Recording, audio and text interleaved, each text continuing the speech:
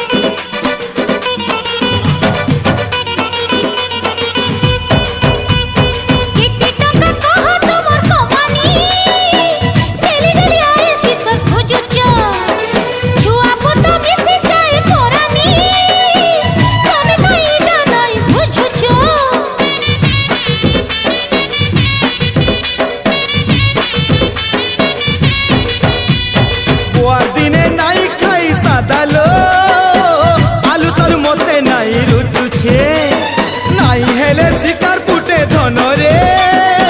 खालिर बात मुके नहीं जाउछे राधे जी करके लेखा हमरे देखो केंता मीठा राधे जी करके लेखा हमरे देखो केंता मीठा एंता आरु नाही होनो छिरे ओहो इटा केडे आइशाटा शिकार के जे 150 हेला न गो शिकार के जे 150 हेला न हेउ न शिकारानी जल्दी बसा न लो शिकारानी जल्दी बसा न हगो जल्दी